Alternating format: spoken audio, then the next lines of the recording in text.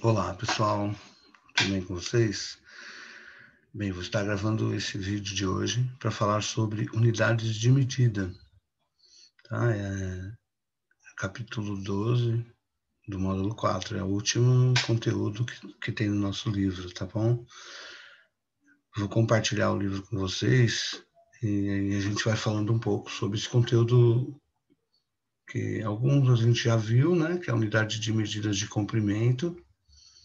Aqui vai falar também sobre unidades de medida de informática, né?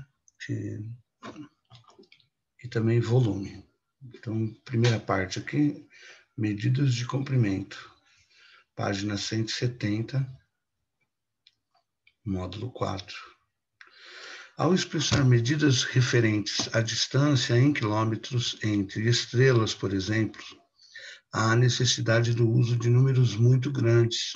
Veja a seguir alguns exemplos.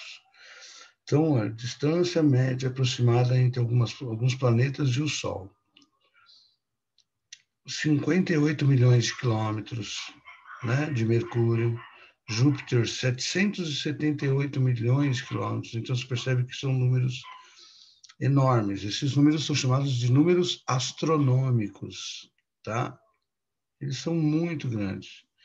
Em razão das dificuldades de trabalho com números dessa magnitude, os cientistas determinaram a unidade astronômica, o A, uma unidade de medida mais adequada para o trabalho com grandes distâncias. Então, depois do quilômetro, lembra, a gente já estudou sobre metro, centímetro e quilômetro. Depois do quilômetro vem a unidade astronômica. É uma unidade de medida bem maior, né? Aí, para o trabalho com grandes distâncias. Uma UA equivale à distância média entre a Terra e o Sol. Uma UA é aproximadamente 1,5 vezes 10 à oitava. Então, ele usa esse número 149.598.262 quilômetros, mas eles usam aproximações, tá? Para não ficar trabalhando com números quebrados, então eles arredondam para 1,5 vezes 10 à oitava, tá? Ou seja, depois da vírgula aqui, né, você tem que colocar o 5, que é a primeira casa, e depois acrescentar 7 zeros, notação científica. Outras unidades de medidas usadas no trabalho com grandes distâncias são o ano-luz. Um ano-luz é aproximadamente 9,46 vezes 10 elevado a 12 quilômetros. Então, no caso aqui, né, você anda duas casinhas com a vírgula e acrescenta 10 zeros. Como está elevado a 12, você tem que deslocar a vírgula 12 casas. Tá? E o parsec. Um parsec é 206.265 unidades astronômicas. Então, ou seja, 206.265 vezes 1,5 vezes 10 à oitava. Então, um parsec já é uma distância enorme, né? Ao nos referirmos às unidades muito pequenas, por exemplo, o tamanho de uma bactéria, fazendo usos dos submúltiplos do metro, como micrômetro e nanômetro. Então, unidades muito grandes estão acima do quilômetro. Unidades muito baixas estão abaixo do milímetro. Então, um micrômetro equivale a milionésima parte do metro. Tá? Um milímetro vale a milésima parte do metro. Um milímetro é a milésima parte do metro. Um micrômetro é a milionésima parte do metro. É 10 elevado a menos 6, 0,000001 metro. Essa é uma medida tão pequena que é até difícil imaginá-la. Um nanômetro equivale a 1 bilionésimo. Imagina, bem menor, ou seja, 1000 vezes menor que o micrômetro. Um nanômetro equivale a bilionésima parte do metro, ou ainda a milésima parte do micrômetro. Um nm, nanômetro, é 10 a menos 9 metros, ou 10 a menos 3 micrômetro. Então, são unidades de medida muito grande ou unidades de medida muito pequenas, tá? Essas são algumas unidades de medida que a gente ainda não tinha visto no nosso convencional, né? Que é o metro, centímetro, quilômetro. Então, abaixo do milímetro, eu tenho micrômetro e nanômetro. Acima do quilômetro, eu tenho unidade astronômica, ano-luz e parsec. Ok? Tem alguns exercícios aqui, mas a gente vai deixar para a gente fazer uma aula de exercícios aí na sexta-feira. E medidas de informática. Na informática, a gente tem umas medidas próprias do computador, né? O hardware, para trabalhar com hardware, então você tem lá megabyte, kilobyte, né? Já devem ter escutado terabyte. Entenda-se por computador um sistema eletrônico ou mecânico que faz algum tipo de computação. Assim, além do computador pessoal e do notebook, outros dispositivos são formas de computador, como a calculadora, o smartphone, a câmera fotográfica digital e o videogame. O termo computar vem do latim computare, que significa contar, calcular. O computador pessoal. Então, o que é o PC, né? Tem uma parte física, tem lá a placa-mãe, a memória, o gabinete onde fica tudo, acho que todos conhecem já, mas isso aqui é como que ele funciona por dentro ali, né? O CD de leitor, o disco rígido onde ficam as informações, tá? O processador que fica na placa-mãe, o monitor, o teclado e o mouse, são equipamentos externos. Ok?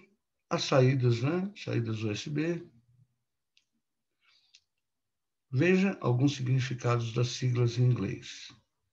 Personal Computer, computador pessoal. CPU, unidade central de processamento. HD, disco rígido. RAM, memória de acesso aleatório. USB, barramento de série universal. Tá? Então, são algumas nomenclaturas próprias que existem no mundo da informática. Desde seu surgimento, na década de 1940, a eficiência dos computadores vem aumentando a cada ano, enquanto seu tamanho diminui. Eles estão se tornando cada vez mais populares e presentes em nosso dia a dia. Então, olha lá em 1943, o tamanho de um computador. Né? Ah, cada um desses é um computador? Não. Tudo aqui é um computador. A ENIAC lançou em 1946 um computador mecânico de 30 toneladas de medida de massa, com 3,5 metros de medida de altura e 30 metros de comprimento. Então, imagina, era uma sala, né? Os principais fatores relacionados ao grande desenvolvimento da informática nos últimos anos são o aumento da capacidade de armazenamento de informações e o aumento da velocidade de processamento de dados. Vamos estudar um pouco mais sobre as medidas de informática. O bit é a menor parcela de informação processada por um computador. Ele pode ser 0 ou 1, que são os números binários, tá? Que representa a instrução não e sim, ou falso e verdadeiro, ou desligado e ligado, respectivamente.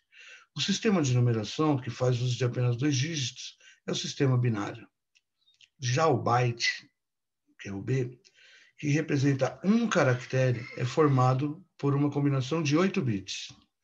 Para representar a letra A, ou o símbolo mais, por exemplo, o computador usa os códigos 011 000001 e 001 01 011, respectivamente. Então, esses 8 conjuntos de bit formam um byte, que é um caractere. Observe no quadro algumas das medidas de capacidade de armazenamento de dados em um computador. Um byte equivale a 8 bits. 1 kilobyte é 1024 bytes, tá? 1024 bytes. 1 megabyte é 1024 elevado ao quadrado. Ou você pode pensar que é 1024 kbyte. Sempre uma a mais, tá? Uma unidade acima. Então, ó, 1 kilobyte, 1024 bytes. 1 megabyte, 1024 kilobytes. 1 gigabyte, 1024 mega. 1 terabyte, 1024 giga. Sempre 1024 vezes a medida anterior. Ok? É mais fácil calcular dessa forma aqui. Ou seja, né, 1 terabyte vai ser 1024 elevado à quarta. Vai dar esse número enorme de caracteres. Lembra? Cada um significa um caractere. Então, quem tem um computador de 1 terabyte, né, de um HD de 1 terabyte, vai conseguir armazenar 1 trilhão 99 bilhões 511 milhões 627.776 caracteres dentro do computador. Quanto mais capacidade, mais armazenamento, tá? Outra unidade de medida de informática é a velocidade de processamento dos dados. O Hertz é uma unidade de frequência derivada do Sistema Internacional de Unidades, que indica quantos ciclos ou instruções por segundo o computador pode processar. 1 Hertz é um ciclo por segundo. 1 megahertz, 1 milhão de ciclos por segundo. 1 gigahertz, 1 bilhão de ciclos por segundo, tá? Então, aqui é a velocidade de processamento da máquina. O Hertz é aplicado para a descrição de qualquer evento que se repete. Por exemplo, a frequência de batimentos do coração de um ser humano é aproximadamente 1,2 Hz, ou seja, 1,2 batimentos por segundo. Então, o Hertz é uma unidade usada em vários lugares que tenha esse ciclo de coisas repetitivas, que é o que acontece no processamento da computação. Ok? Então, essas são as unidades de medidas do computador aí. A gente também vai fazer esses exercícios numa aula tira dúvida. E, por último, vamos falar um pouco sobre volume, tá? O volume é o que a gente já também viu, né? Que é decímetro cúbico, metro cúbico, que é o quanto cabe dentro de um recipiente. Nos anos anteriores, vimos que volume é a quantidade de espaço ocupado por um corpo e que, para medi-lo, usamos a unidade de medida de volume padronizada como metro cúbico, centímetro cúbico, decímetro cúbico, entre outras. Neste capítulo, vamos estudar o volume dos prismas e do cilindro. As imagens a seguir mostram a mesma quantidade de folhas de papel em pilhas, de duas maneiras diferentes, sob a mesma condição de empilhamento e espessura. A medida do volume da pilha de papel A é igual à medida do volume da pilha de papel B? Sim, de fotografia, né? O A e o B têm a mesma quantidade de papel, então o volume é igual. O volume de cada uma dessas pilhas de papel é igual à soma dos volumes dos papéis que a compõem, visto que as duas pilhas são formadas pela mesma quantidade de folhas de papel. Dizemos que as duas pilhas que o volume das duas pilhas é igual. Duas figuras geométricas espaciais de mesma altura e apoiadas sobre o mesmo plano terão o mesmo volume se todo o plano paralelo ao plano da base determinar nessas figuras duas regiões planas de mesma área. Então, é só um pouquinho do que vocês vão ver no ensino médio, isso, tá? Esse princípio é conhecido como princípio de Cavalieri. Então, isso aqui vocês vão ver bem mais aprofundado no ensino médio, tá?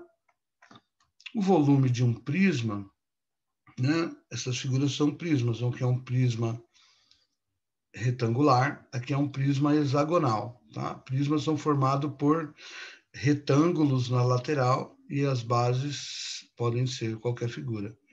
O volume de um prisma é dado pela área da base vezes a altura. Então, você calcula a área da base, né? O volume de qualquer prisma é a área da base vezes a altura.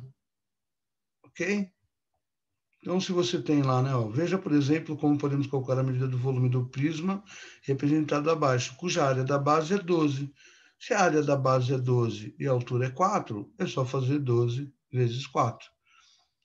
Então, aqui ele explica o que a gente vai ver aprofundado, vocês vão ver aprofundado no ensino médio, de que o volume é a área da base vezes a altura. Se for um cilindro, a base vai ser um círculo, mas não vai fugir dessa ideia, tá? Volume πr ao quadrado. O que é πr ao quadrado? A área da base. A área do círculo, πr ao quadrado, vezes a altura. Então, é a área da base vezes a altura também do cilindro. Você calcula a área da base e multiplica pela altura. Aqui, né, o raio é 9, área da base, 3,14 vezes 9 ao quadrado. Depois multiplica pela altura. Então, tanto o volume do prisma quanto o volume do cilindro é dado pela área da base vezes a altura. E aí também tem mais alguns exercícios aqui que são bem simples de fazer, tá? É só calcular a área da base, 2 vezes 2, 4, multiplicar por 6, tá? A área da base vezes a altura. Ok, pessoal? Então, essa é a última parte aqui que a gente está falando da matéria. E a gente vai estar fazendo esse exercício. Eu vou postar para vocês esse vídeo. A gente vai estar fazendo exercícios. Eu vou estar online no Meet para tirar dúvidas. E nós vamos nos falando. Por enquanto é isso. Bons estudos e até a próxima aula, pessoal.